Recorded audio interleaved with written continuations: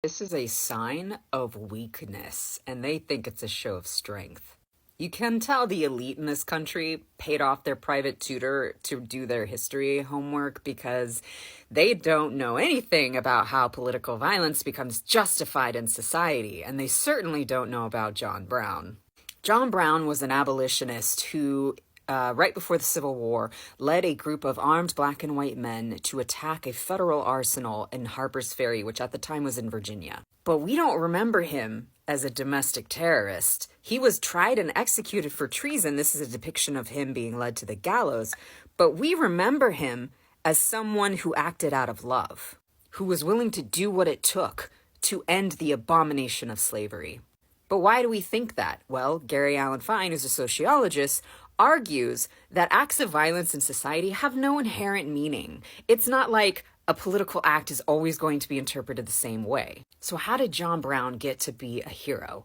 Well, claims that an act is heroism instead of terrorism are particularly likely when the violent act has cultural resonance, when people feel on a visceral level that they understand why an act was committed. It's also more likely to feel justified when the actor is supported by cultural and political elites who act as fellow travelers for the movement. In this case, the fellow travelers who had the earpiece of the nation were people like Emerson, were people like Thoreau. And they were telling everyone that John Brown was a hero who acted in accordance with manhood. And lastly, when opponents of the violence do not participate in the creation of the meaning.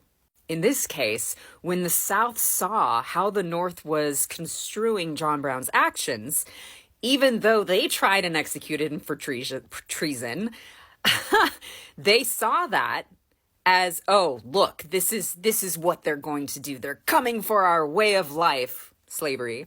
And so instead of sticking around and trying to propose an alternative narrative of John Brown as treasonous, they seceded from the Union and the Civil War began.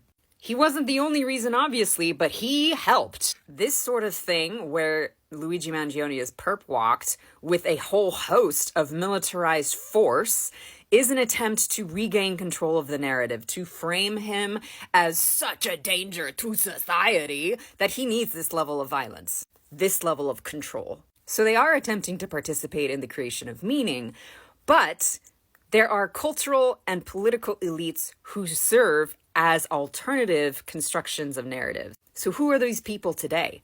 Well, I think it's people on the internet like you and me who don't have power in regular society, but we have the earpiece of the public. And even if you've never had a platform and you've never made a video, you can make a single video and go viral and have the ear of the public if what you're saying resonates. That is a major shift in who gets to co-create meaning. Antonio Gramsci talks about how intellectuals in society serve to help create a narrative of control, cultural hegemony, where the elites get to dictate what is normal and what is not, what is acceptable violence, which is state level violence, which is corporate level violence, and which is not, which is vigilantism.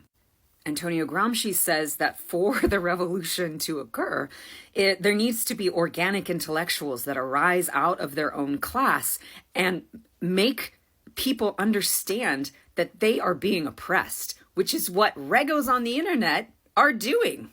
Your favorite content creators that explain the world to you, that help you understand what's happening, are those intellectuals of the revolution. This is, in effect, a last resort of a show of force because they're losing control of the narrative of cultural hegemony, of the legitimating rationale that they had deserved this much power and wealth because they have worked so hard for it in this meritocracy.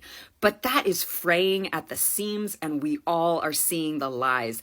Gary Allen Fine argues that if you want political violence to not be seen as legitimate, you have to provide a non-violent way to address grievances in society, but they are doubling down on the violence. Now, this may or may not succeed, I don't know.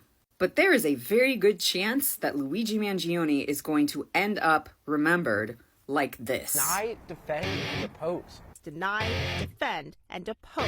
Deny, defend, and depose. Deny, defend, and depose. Deny, defend, and depose. Deny, defend, and depose. I'm counting sheep, but running out.